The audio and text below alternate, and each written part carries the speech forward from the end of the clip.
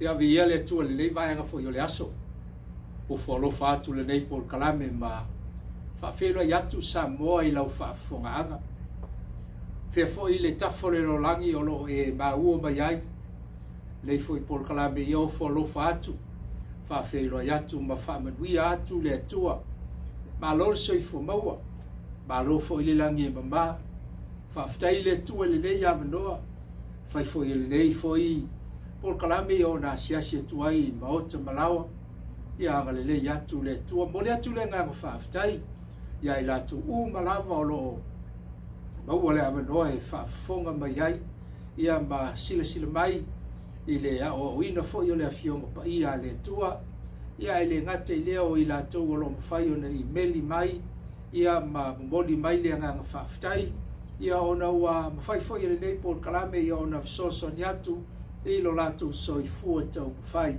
ia angale le yatu ma fa me wi atu le tua o le nei por kalame o lo fa o wina o lo mawale le lo Timoteo lo mata pu lua fai upo sfumle lima lo fai ngoina o le vai tu wina o le upo modi tala Paulo i lo na tele i o Timoteo fa mai Paulo lo watali i avea o e malefia firma yai le tua o le fai ngā luenga i le aise me mai na te vai tu wina ia le upumoni o le aungani le apostolo Paulo i lo na tele i o Timoteo ina ia fia mai le tua i le tangata vai o le fisili aise au awa fai e to tele i latou o lo latou whaalongolongo i le hao o ino le upu le tua awa ao ina sao matonu o na vai le fionga pa ia le tua o le ato tele i latou o le amawhai o na whili wa ina o latou soifua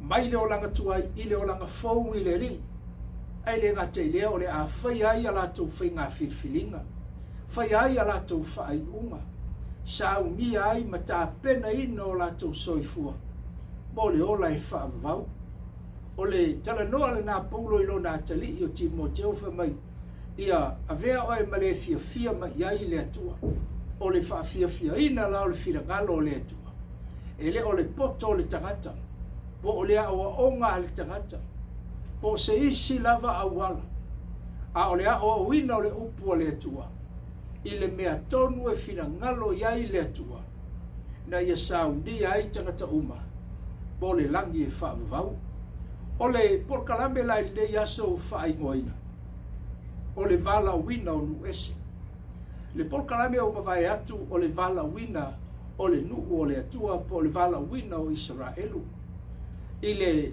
Hosea lo mata upo sfuma tasi fai upu mua feta lai le atua fa mai na o vala wina lo watali a o i tonu ai kupito o lono winga o le taimi lea na vala wina i le atua lo na nu o Israelu la tau te o ese mai maanga atu i le nuu na wholaina.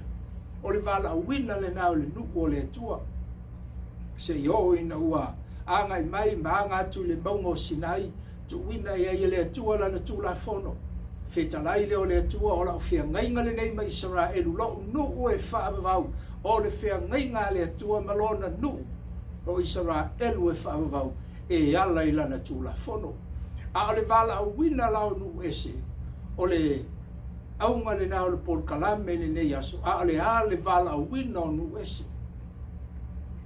taruai o nu ese sa le iso la tau tapasa sa le ai foi se la tau whasingo manga i le teimi ua mawai sa o la le nu ese ia sa filifili a io le lei ma le leanga o fea le meanga ia ia na fuafuanga ai whaafitai i le atua o lona o loo iai le plan le atua i le ngata ina iai le plan le atua i lona nuu o Israelu a o loo iai foi fuafuanga le atua mo nu ese ina ua soifua mai Iesu i le rolangi le nei sa tala noa Iesu ia iutaia po lona nuu e a o wina ia iutaia ina ia latou malamalama ia Iesu o ana o onga sa tau mawhai e whairo atu ia iutaia o ia o lo latou Mesia sa whaia Iesu le tele o vavenga le tele o mere lei peita iane whai mai le iane tau kumomua whai upa sumatasi whai mai na fio mai o ia I lona lava nuu aina te ena o ia e ona tangata. E ti ngā lava le tele o mele na whaia Yesu. Ai o Israelu sa latou le talitonu ia te ia, sa latou te ena. E le ngata o vavenga, ma le tele o ngā luenga na I whaia, e le ngata I lea, whamai le tala I uteia whamai, e le o ia o se halo po se atali I o le tua. Taluai, e le tausi e ia le sapati. Ai le ngata I lea, I le taimi o ta pena Yesu I le satauro. Sa ala langa ai le ngata o si taulanga a o whai taulanga o wharisaio. Ma le potu o tangata. Mai whasatauro. Whasatauro ia te ia. Whai mai le mori maua le tuspa ia. Ua maa lo leo le au whai taulanga. O I lato o e whai a taulanga aisea. Taluai o lava I le au whai taulanga. Lato tele tali tonu ia Yesu e o lava I le au o si taulanga. O le talitonunga la o iutaia. O lo whaatale I latou I lo latou Mesia. A le tala le tuspa ia whamai. Whetalai Yesu awatou te o I le ala o nu ese. Lono winga o le teipi lea. E le io le plana le atua por kalama le atua I nu ese. O lo whaatino I Yesu le awa uina. O lo na nuo Israelu I nei latou malamalama ia te ia. Ma Yesu awatou te o I le ala o nu ese. Ayo tau wo I tā lai. Tau lava o mā moe o le ainga o Israelu ua leiloa. O le mori mau le tuspa ia wo o le temina ua maliu Yesu soifua mai a fio Yesu I le langi. Ona whetai ai lea o Yesu ma saulo I le teimile le suia lo na ingoa ia paulo I le ala I tamaseko. Whiriwa ina le o langa le apostolo whamai ua taia ua pau I lalo. Ua tau waso na mata. Ona whetalai leo Yesu ia Anania polo na nganga whamai. Tūlai lunga I na halu. Whae e o lima ia saulo. Awa o ia o le ipu ua o filifilia. O paulo la. O ia o le lotu a iutaia po. Sa lotu I le lotu a tangata iutaia. O le tangata e numeratasi le tausinga o le tūlafono. A leo wa whae iai lima o le au na le atua. Whamai wa pupula o na mata. Wa malama. Leo wa sui lo na olanga. Mai le taimi o le tūlafono. Wa malama ina wa fita iai mai Yesu. Ona tūlai leo le apostolo po. Wa suia lo na olanga. Mai le tūlafono. I le alofa tūnoa. I le Roma lo weta au pe se fulu fai upu mua. Ona tatalo leo le apostolo. Whamai le apostolo. Whamai ola tatalo le nei male mana onga o lo loto. Mo Israelu la unuu ina ia whaolei. E ui ala o le uatalia e le apostolo le malama. Ai le isui ai ia lo na lofa I lo le nu. Whamai ola tatalo le nei male mana onga o lo loto. My prayer and my desire for my people to be saved. Mana o le apostolo io mailo na nuo Israelu. La to titalia le malama le ua pupula ai o na mata whaaleanganga. Le Yesu lea sa I tu iai. Le Yesu lea sa fasioti ma angaleanga iai yalo na nuo Israelu. Le fato a malama ai le apostolo Paulo. Le ala ua tala noa Paulo whamai o le mana onga le lei o lo loto. Mo Israelu lo nuu ina ia whaoleina. O le fisili la. O le ale fe au lea o le amu moli inu ese. O le tala la po le fetalenga Yesu ia Anania. Whamai au o fetalai mai le ali I na aluia. Wa o ia o le ipu o filfilia. O le mea mua na te moli lo ingoa inu ese. Lua, whamai na te moli lo ingoa I luma o tupu. Tolu, whamai a toa male a inga o Israelu. Lono winga o le whiau lea monu ese. E au fia ai so si tangata o tupu lono winga. So si tangata I ngā wai mausi ustai. ai le ngate le o le nuu whaapitoa o le atua. Tanu ai o Israel le teritonu ia Yesu. A le wa mai le feau e le atua i le apostolo Paulo. A fai e iai se Israel we e teritonu i le ali matalia le maliwa Yesu vi ia le ri. Fa mai a toa ma Israel. Tanu ai o le apostolo o ia o le Israel. Aina totofi whaapitoa e le atua. Na ave iai le feau whaapitoa. Na te moboli ina inu ese. Taru ai e maliu Yesu i le taimilia. Ele iau le feau inu ese. Taru ai. Na te ena ele nuku o le atua. Na tuli ese le nuku o le atua. Ia Yesu ele mana na o iai.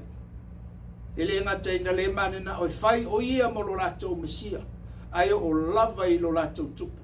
Na lo fa matalaina le Ioana matau mo fa e posfumale. Tasi fa mai na maliu mai Yesu i lo nu. Ai na te ena e ona lava tangata. O le fisili lai tu lai mai pe o no tau. O le ale fe au lea. Lea o le a ave.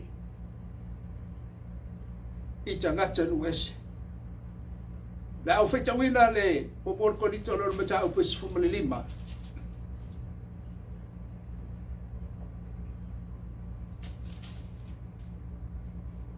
A le fai upo e tolu ma le fai upo e wha. Fa mai le fai upo e tolu. A wana utu i na atu ia te utou mea mua mua o mea fu ia na o maua mai au. Na maliu ke riso masui o a tatou ang sala. Pei o na tusia. Na tanu fo i o ia matoe tu mai le asutolu e pei o upu ua i le tusi. O le fe au la leo le a ave monu ese. Po o le tala le lei le ala a ave monu ese. E le o le tu la fono. A o le tala le lei e ala i le alofa tu noa. O le talia e nu ese. O le alofa tu noa o le atua. Le tua tala noa la apostolo Paulo ia Timoteo fa mai. Ia veo e male fia fia. Ia i le atua. Ina wa e loa na vai lo minga tu. Ese le taimi o le fia ngai inga tu ai. Ai mesi o le taimi o le fia ngai inga fu. O le ala wa ave le matu pala. Mo tangata nu ese. O le alea. O le ata o le alofa tu noa o keriso. E ala i lona maliu i le sataulo. Ona tala noa le o le apostolo Paulo. I le kalatia lona mata upu mua ale fai upu e vanu. Fai mei Paulo o le tala le leila le o le a o fola ina. O le tala le lei ele e toi fa au popo i ai se mea. Kalatia lona tau mua fai upu e vanu fai mei la apostolo. Tu salava po se angelu e sau mai le langi. Na te toi fola se isi tala le lei. Pea na te toi au mai se isi tala le lei e ese mai lea. Fai mai le tala a Paulo ia anatema. An whaasalonga i fwoi lalo o lo toi whaamautu ai le apostolo. Fai mai ai o te toi whaiatu ia te outou. Ai se tasi na te toi o ina se isi tala lei e ese i lea no outou talia. Ia anatema. Anatema o lono winga. Ia matua whano. So stangata na te toi whaanua ina. Mana toi awa o ina. Se isi tala le lei toi whaapipi i le tala le lei lea. E ala i le maliu o Yesu i le sataulo. Ona tala noa la i o le apostolo i le mo ko ni tolo mata upo e tolu. Habai le apostolo. A waile mawhai se tasi ona tu se isi whaavai i le ua uma ona tu wina o Yesu le ke riso lea. Alono winga o le whaavai o le tala le lei. O Yesu. Ele o se lotu le whaavai o le tala le lei lea. E whaavai ia Yesu. E numero tasi ia Yesu. E aunga ia Yesu. E iu ia Yesu. E le ia maseisi me toi whaapipi i pe toi whaapopo. E le toi whaapopo ina ia i le tū la fono. A walanga lawa umana wavai le tū la fono. Le matu pala mo Israel. Ele te whaau popo ina iai ni ngā luenga. Ele o le whaau le tanga ma ngā luenga. Ele o le whaau le tanga ia Yesu whaatasi ma le tūla fono. Aile ngate ilia. Ele o le whaau le tanga ia Yesu whaatasi iai ma le baptisonga. O le tali tonu la i le maliu Yesu. ele to yai se me fa popo yai fa mai la apostolo Paulo ele ai se isi na te tuina se isi fa vai tasi ale fa vai wana ole baliu o Yesu ile satong talwaya yele mena telo no ya kopo fa mai ya kopo ina fa ali mai la lo fa tutua talwaya mate le fa tutua pe ale ni ngaruenga la apostolo Paulo na vala au fa pitoa ele tua mo Israelu alo talanoa le wauna o Yakopo o io le apostolo Israelu po le apostolo Iuteia o lai tautala pe talanoa nga i tangata Iuteia taluai o Iuteia malolato telitanunga i le tulafono malolato wola au aula i le li e whaavai i ngā luenga lono wingo lolato wola au auna i le tua matautua le atua e whaalango i ngā luenga ai le o Yesu whamai whaalango i ngā luenga o le tulafono ai le gate le o le baptisonga tau whaamalama atu nei vaenga ia whetalai Yesu le fo ina talanoa ia le taiala mua po le taimua o Ioane le baptiso mai au tau salamo ma baptiso e leo talanoa nga i le taimi o nu ese o lai talanoa i le taimi ai le tuina le tala le lei mo nu ese Fetalai Yesu yau tu salamo ma baptiso o lai talanoa nga i ai Iuteia salamo a wa e salamo ma e talia le tala le lei e ala ia Yesu ma tu talitonu ia Yesu o lo tu Mesia ia nei baptiso le o le baptiso ngala le ata va ia le i le taimi o le fenga inga tu ai lo ai wa e salamo e baptiso e faola i nai a le tala le leile ala i le baliu o Yesu fa mai le tala tu spaya e le ona o ngā ruenga i na le ni tambita se tas pe miliona tātou te avea o a mea tātou te foa i vi ia le ri i le anganga tau tualoto a le tala le leile a o ina monu ese e le ai se me fa au popo iai pe mai le tala la apostolo Paulo e le ona o ngā ruenga i na le ni tambita se tas o le alono winga o ngā luenga i le whao popo i le whao tanga a o ngā luenga o le tau i lea a tātou tau nuu i le ola i wha abavau na tau i leo i tātou e ala i a tātou ngā luenga a o le whao tanga me le maliu i Yesu o le mea alofa e ave fua fa mai le tala la apostolo Paulo wa whaola ma ua tau a mio tonuina fua i tātou e ala i lona maliu i le sa tau lono inga.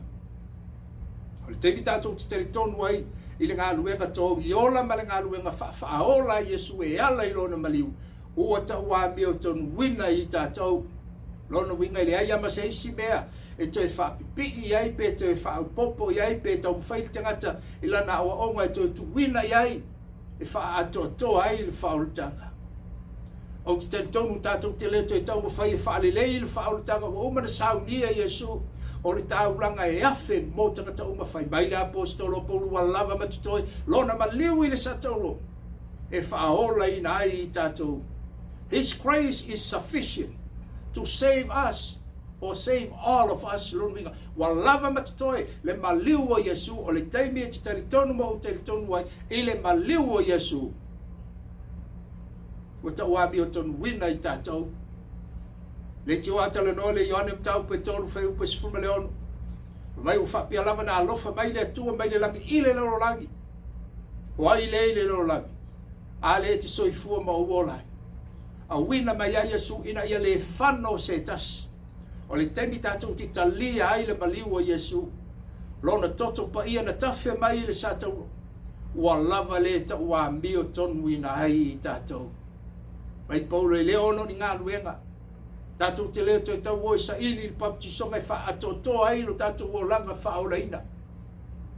Ai le gata i lea. E le ai ama se isi mea tātou ti toi whaia. E mena i tala noa e le apostolo Paulo whai mai. Ai se lea lofa i le li o Yesu i ana tema i o le alo no winga. O le tele lawa o ngai wha pipi i mai i le wha ora tanga. Fōlinga mai o tātou le alo lofa i a Yesu. Fōlinga mai ai o tātou whaiatu i a Yesu e le lava lo maliu i le sātauro. Na alu leo le tangata wa lau mai a o onga. Wa lau mai ngoa ma tani tonunga o lotu. E tau whapipi le whaole tanga i a wha nei ai. no winga wa fa yatu ya Yesu ele I lava lo maliu I le sa tau to ya vatu nai me ye fa ma na ya o ani me ta tu to ya vatu I le tu ta tu tanga tang sala para elelea ali tau langa le na sau nia Yesu o le tau langa e matua fa o lai la yo tatu nganga na o tatu talia I le nganga fa fitai ma tatu vola I lana Milton o le tala le leila le mo nu ese ma mai le tala le apostolo po le roma lom tau petolu luas fumetas mai a o le nei wa faaria mai le Milton wa le atua ele o iai le tu la fono le ami tonu le na faali mai le tu e ali le maliu o Yesu ele iai le tu la fono pa mai wa moli maula iai ia le tu la fono a toa ma le au perfecta le wala to moli mau I le maliu o Yesu e tu tasia ia le maliu o ke riso I le sataulo ile kalatia lo na matau mo fai upe valu le pena o talanoa iai mai le tala le apostolo Paulo ele ai se isi tala le e toi fa au popo pe fa pipi pe toi fa ruaina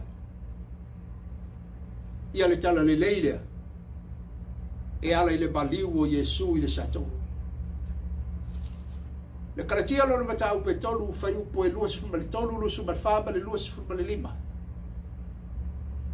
fe mai mo le mawala apostolo Paulo sa tatu I lalo le tu la fono sa ta iai tatou sa no ti ai tatou ai le fai upo e luas fulu male fa fe mai le apostolo sa fai le tai tama sa na tai iai tatou ina o tatou tau nuula ia Yesu fai upo e luas fulu male lima fa mai o le nei wale toi pule le tai tama I ate o tau.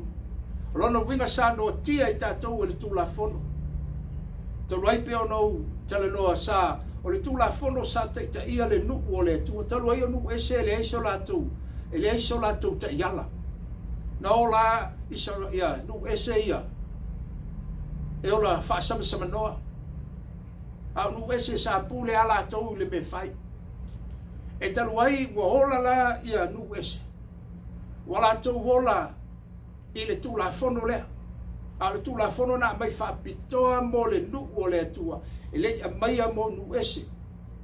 E taluai lai to tele nu ese ua fili e ola I le tu la fono lea. Wala tau malama o le tu la fono ea o awai lea mio. Ia ona ola fa te tai ai lea. Ia o ola kopi ai nu ese.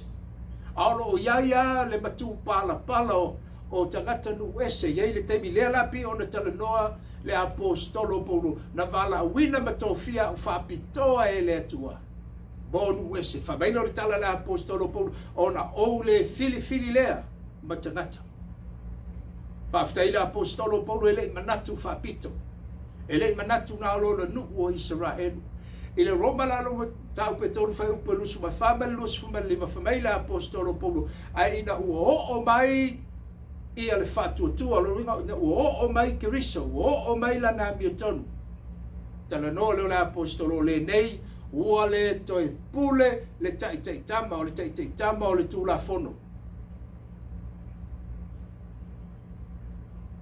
mai ua le toi pule le tai tama ia ila le manatu nisi ua ala langa tangata whamai ua le au ngā le tu la fono le ila au ngā ala feta lai le tu fa la tu la la fia ngai le mai Israel e fa va la ya nga le tu la fondo le tu Israel tai o lo nu o le ta tu te yo ile fa va la tai ya le nu o le tu mai le te mi o fia ngai tu ye o mai le te mi le o la e o si fia ngai le tu ma lo le nu e ala ile le tu la fondo a o tangata uma po nu ese o I lava I la toko tari tonu I le baliu o Yesu ma fatua tua I le baliu o Yesu fa mai le apostolo Paulo ua le toe pule lono winga wale ai se fe au le tu la fono ai sia Ale o taitai tātou le alofa tūnoa.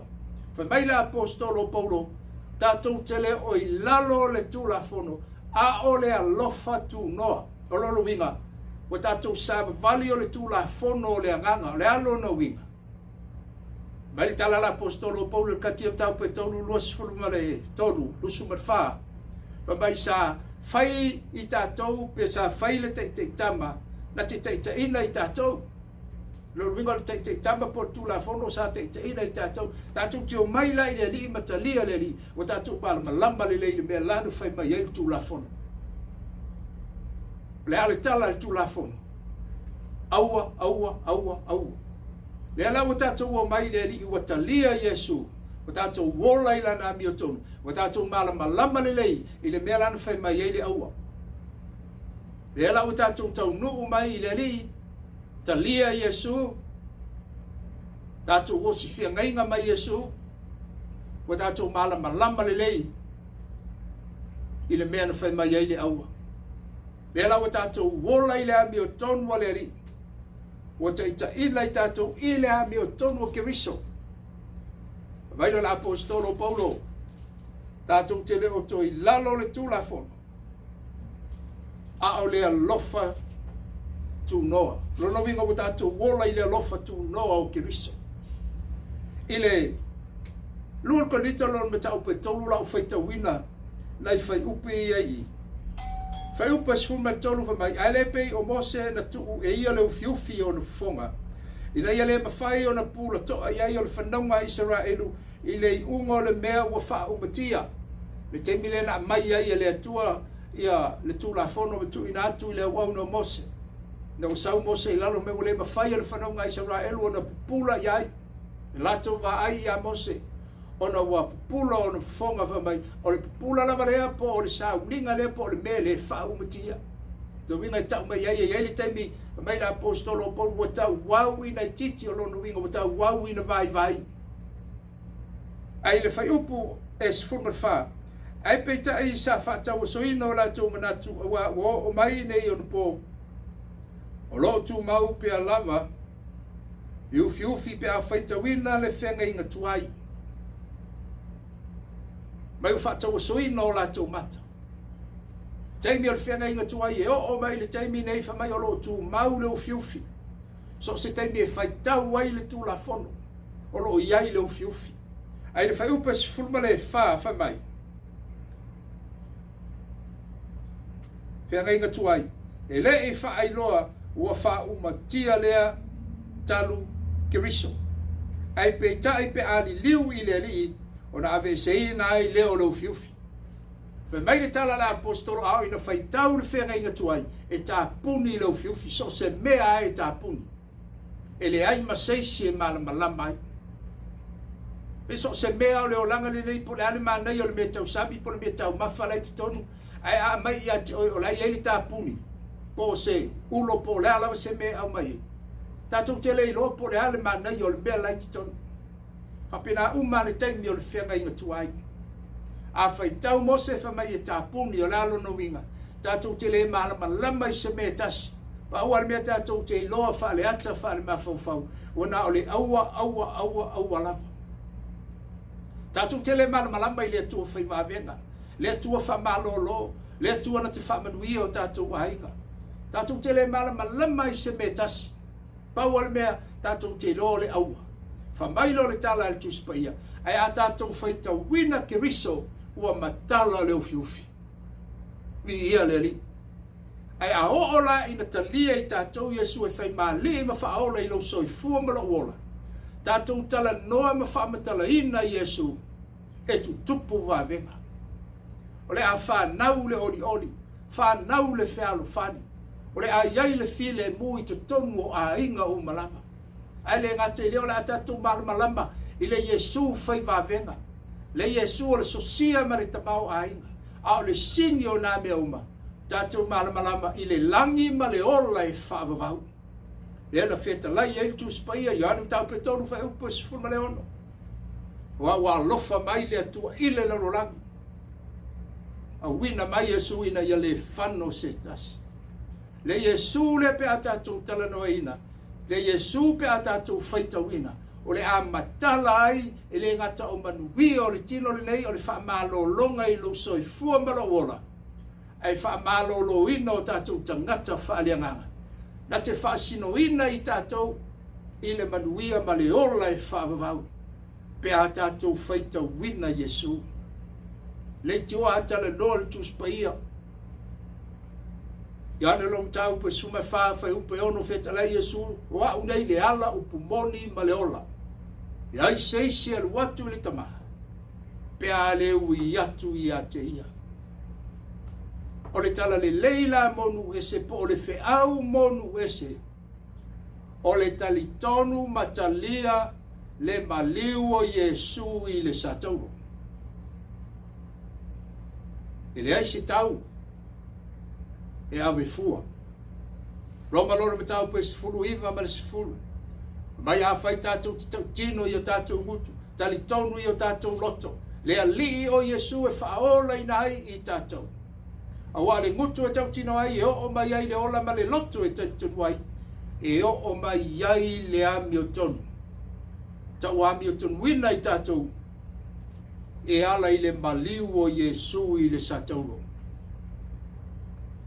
e isa tatou ngā luenga e whaia na le talia i le whatutua mai le mau le tuspaia le tala la apostolo mai ua tau wā mio tonuina fua i tatou e ala i lona maliu tatou te whaafitai i le whaoletanga mai si onu ese whaafitai le tua ua manatu mai saunia le whaoletanga e whaola i nai lo soifua malowola e tā pena i nai i tātou mo le ola i whaavavau ai le whaumaina le nei por kalami o foina atu le nei i avanoa le ala i ola i whaavavau o Yesu e leo se lotu e leo se awaonga e leo se talitonunga e ese mai tutonu o le awa wino le upu o le atua a le talia o Yesu o le manuia ma le awala tātou te taunuu ai le ola i whaavavau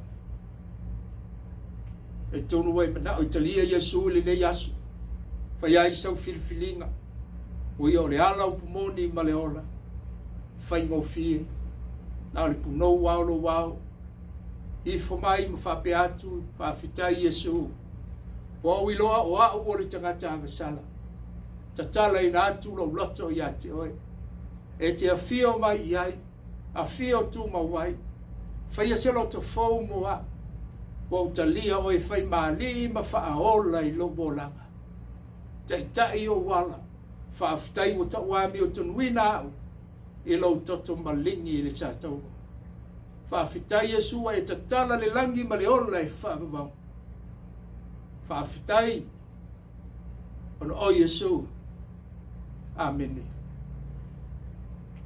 Ia por kalame na sa mo ile le yasu. Fa man wi atu le tua bahanga le yatu le tua i lau fa fonga. Foi por kalame o mo mua pe atala soifua lo tu soifua ma so wola fatawa. Ia la atali na ini si ofisili si teimi o mo mua. After ia la tu e na vala mai.